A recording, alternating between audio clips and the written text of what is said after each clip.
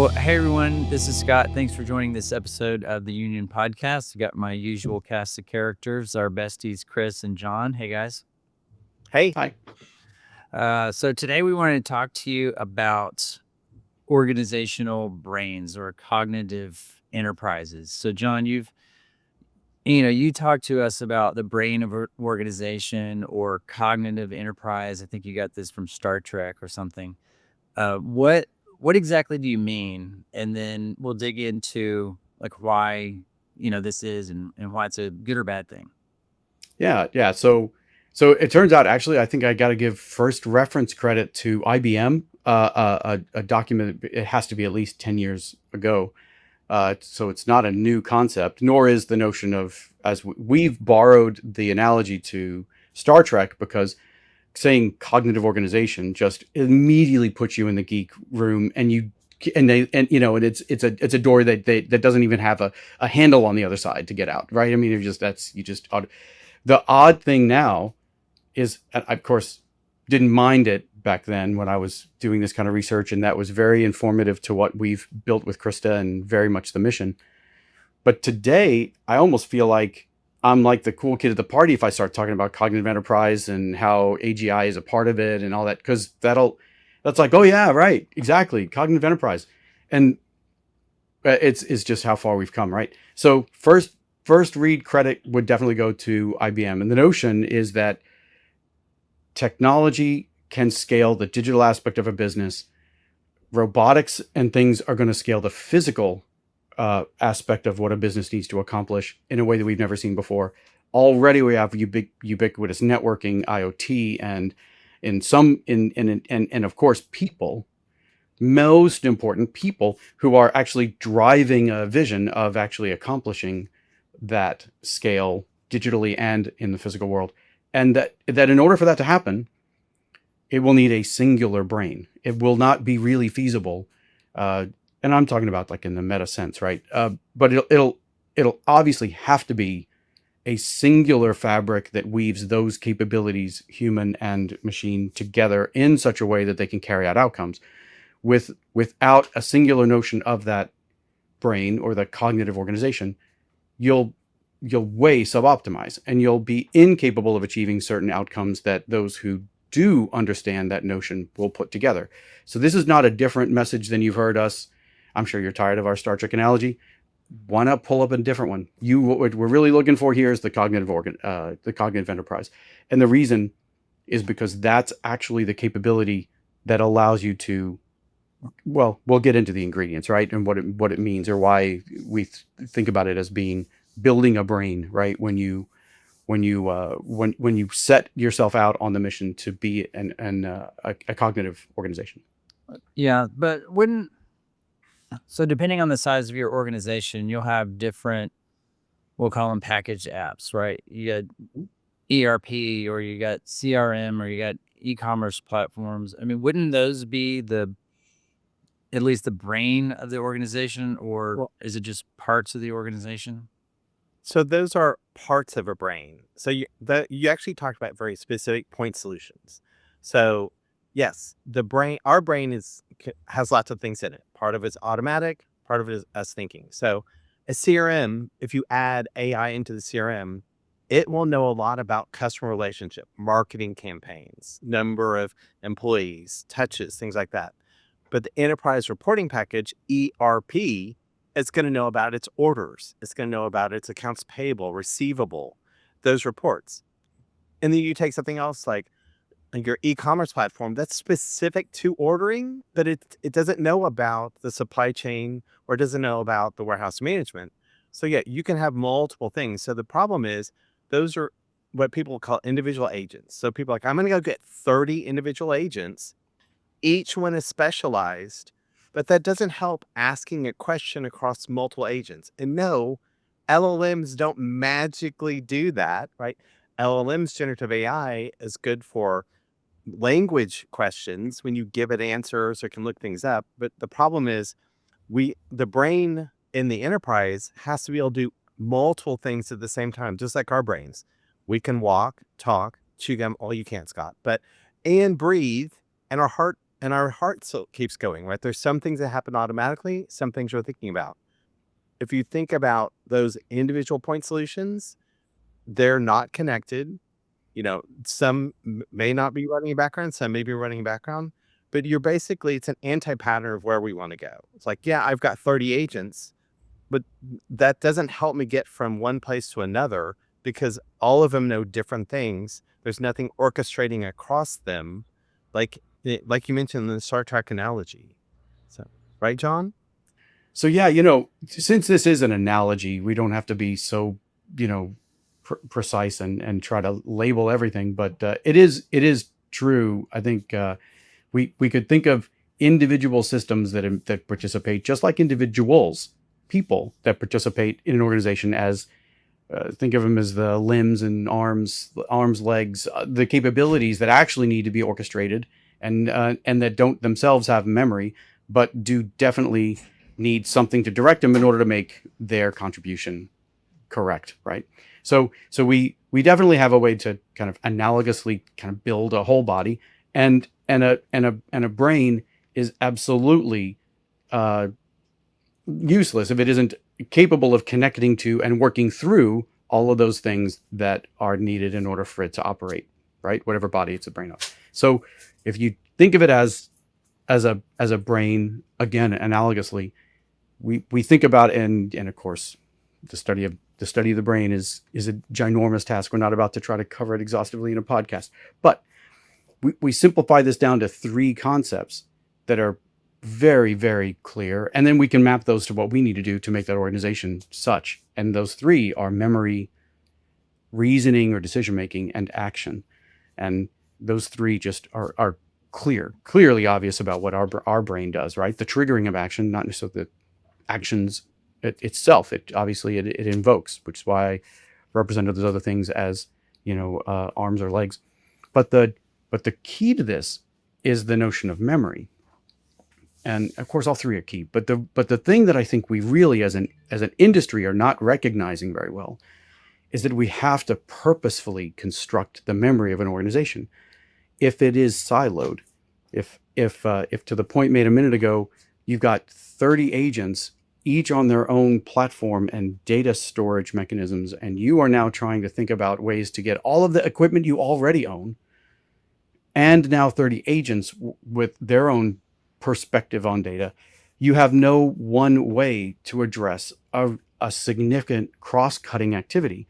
So if a cognitive organization is going to act on behalf of the organization's history, perspective, way it has behaved, and the way it wants that organization's people guide it to direct it to behave, it's going to have to understand history. It's going to have a recognition of the things that we must do in a certain order, and the things that we have flexibility with regard to doing, and what causes us to take one path versus another within that flexibility. Because for our best customer who we just made a mistake on an order for, we may go through any number of crazy circumstances. But for a first timer on a really small order, and we aren't sure we even got the order wrong, they're now claiming it's wrong, you have a completely different perspective. And you can't use Reddit reasoning in a pre-built, the P in a GPT is a pre-built model for that. You won't get there, right? You're going to have a memory that is available to an AI, or a collection of AI capabilities, really, that have the ability to sense for the differences in how this organization behaves in these circumstances. And again, just to be precise, many times, and this is something the agentic platforms outside of ours just doesn't understand, many times we don't get to let a model decide that this is the way we're going to handle this. We must, via contract or compliance, or because we are not going to change who we are, we're going to follow these 4 steps. Or Scott is going to get an approval request before we take that step or add a certain value, etc. And these are immutable per the organization. And that's why we think of it as a brain, because that memory is so key. That understanding of what the autonomic system, as Chris alluded to, I think a minute ago, those things that it already knows what to do and how to do, triggers are automatic, outcomes are produced, and we never actually consciously think about it. That's a whole key aspect of that decision making. We have to know what we automatically do in these cases and go and do them. And then, of course, for those one-time events, these unique opportunities to, okay, what is the right answer here? What would we do? And then go do those things. So that's all the reasoning aspect. And then, of course, I've been talking about action from the beginning. So that's why this whole notion of weaving human capabilities with machine capabilities so well, not that one product is going to do everything in an organization, wouldn't possibly, but being interconnected into them is so key to it being able to understand full context, make appropriate decisions, trigger expected and appropriate actions. And some of those triggers are on people. So we say this all the time, but there's a huge market for tools that sit on desktops and help people with a task, and we love them, we use them, they're absolutely fine. But Krista's not really oriented that way. This whole notion of the cognitive enterprise tells us that technology should be invoking us, not us invoking technology. That's the whole idea. If you are one of the capabilities of your organization, and a cognitive organization's brain is now needing to accomplish something that you can do, it should be calling on you, not you having to know what we're trying to accomplish and you calling on it, right? So we sound kind of odd, but it is true, right? That from Krista's perspective, you are a capability, no different than a system. And in order to achieve what she has been tasked with, you need to be invocable. Yeah, it's interesting because you were talking about memory, and it made me think of like when you get a new employee, right? They have no memory of your organization, and maybe you could even interchange agent and employee, right? Because in the future, when you add more agents, like they're not going to have that past memory either, unless they can leverage what you're talking about, the cognitive brain. So is there a correlation between like a new employee ramp up time and an agent ramp up time? So there could be, but you don't. But that's a fundamental problem, isn't it? So if we need the same amount of time to educate every agent we onboard, we will never reach a steady state of operating at an optimal level. So what we've really got to do is, as we deploy across an organization, we've got to essentially touch all of those most important areas of content that become the most important aspects of memory. And on previous podcasts, we've covered every one of them already. Your systems hold it. Your file systems hold it, like a SharePoint or a Google Drive. Your meetings, your group emails, those, and of course, the flurry of documents that flow in and out of the organization and around it, those all constitute that memory. So if an agent is coming in without access to any of that, and here comes that, Reddit reasoning or massive amounts of prompt engineering to attempt to, get this agent to identify with how we behave and what we do and when to do what, right? I was on a call with somebody just yesterday. Here's a quick, easy digression. They said, what we've done with Agentic, as an example in IT, is that when we get alerts from one of our environments, we give that alert to an Agentic AI we built with Gemini, by the way, and it's hooked into tools that know how to query Kubernetes and invoke commands and things on Kubernetes and even on some of our services within Kubernetes.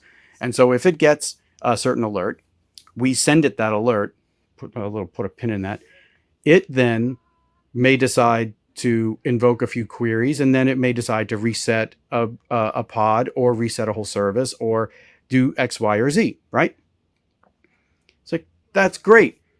That's a nice little microcosm of, but what you really need, obviously, is you don't need that agent to be told it got an alert. You need it to be automatically triggered from that alert. You need something that weaves that capability you just provided into a fabric of other things that alerts automatically happen. What do we want to happen?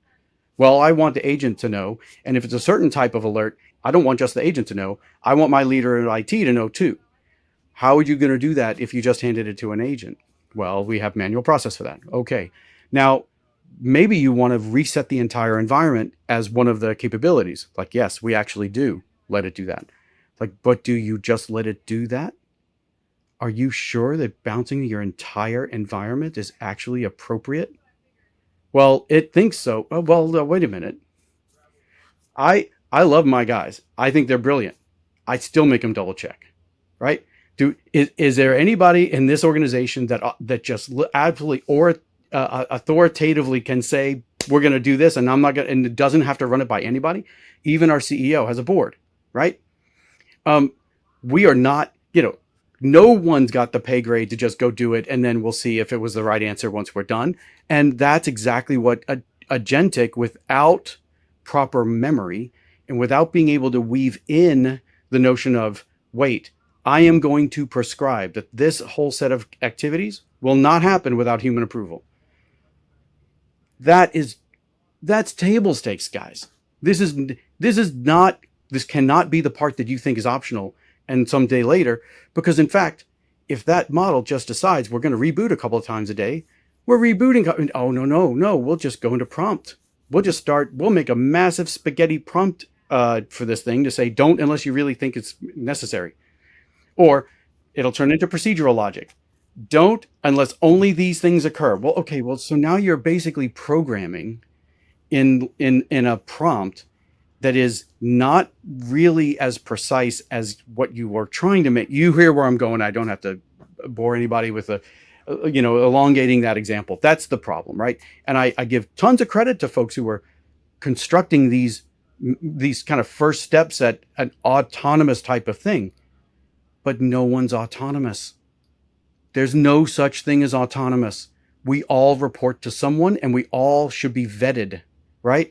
We never let our best developers' code go straight to production. It gets code reviewed.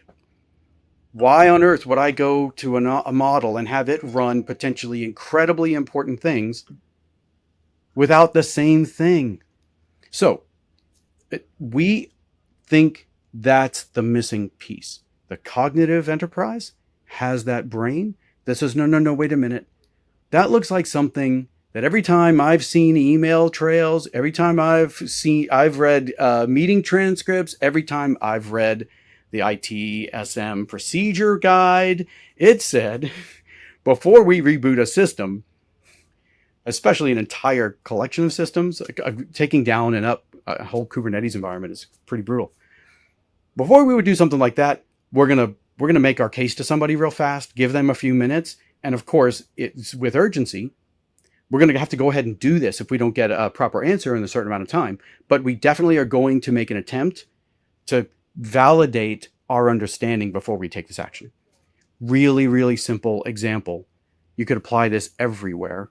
We're not going to cancel that person's loan. There may be a problem with the mail delivery service in the news, and you just don't happen to know that. So just think of the billions of ways that you could recognize that additional context and the ability to say, wait, we don't just go do it, right? And yet we want we want software to run the business, not people have to carry out all those tasks. So Krista's AI learns those patterns. People sit in front of their computer every day and get an email. Oh, I just put that in that system and then go move on. Another email. Oh, I forward that to Chris.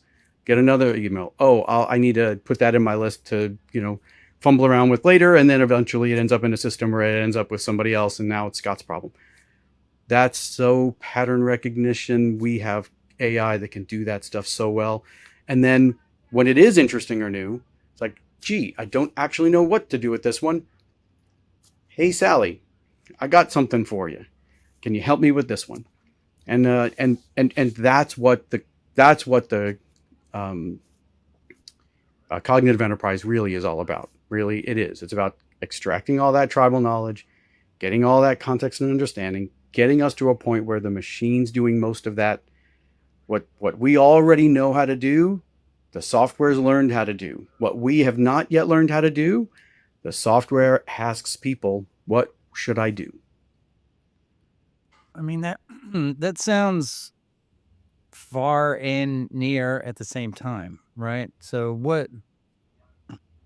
what time frame, if I'm a VP of IT, CIO, and I'm like, "Oh, yeah, John, this sounds great, but I gotta run the business today." Yeah. What are the steps, right? Because everyone's being pressured to throw AI at any problem, right? And I love your Reddit reasoning, that you've mentioned a couple of times, because that is not your cognitive enterprise. That's someone else's rant, right, on Reddit. Right. But what does it look like? Like, small little steps versus Big Bang Theory. Yeah, and we fight this actually quite a bit. We have a just a quick digression, and I'm trying not to make this a therapy session for me, but it'll sound like it for a second. Um, customers understandably think, okay, wow, AI, big AI, oh, big geek AI. I'm going to go figure out the most impressively difficult thing that we really wish we could do, and we're going to start there. And that's always a struggle. So we sound like we're anti-point solution, and here I'm about to say deploy a bunch of point solutions. Um, but you've got to platform those point solutions. You've got to understand before you rush to market and end up with 15 new vendors, all of them carving off parts of your data in ways that you aren't going to be able to leverage better going forward, and integrating a whole bunch of new capabilities that you have got to integrate again and again at the same level of cost and effort every time you try to then leverage that integration again, that system again. That's the struggle with point solutions. So what we got to do is we got to start in the center of important business needs that that you're partnered with somebody who's already capable of doing those things. They're showing you demos of it and they can walk you through the process of getting there. So they take a lot of the risk out of it, and then have that thing start making money for you, and then start spending that money on the next project and the next project, and then ultimately 3 4 at a time. And now it's spreading nice and well, and there's a momentum that's building. It's getting faster to do these, and it's even getting faster to do harder ones and more interesting ones. But it really does help to start somewhat back office often, right? Those often end up being shorter on the time frame because there's actually just it's such a repetitive, challenging task for people to do already.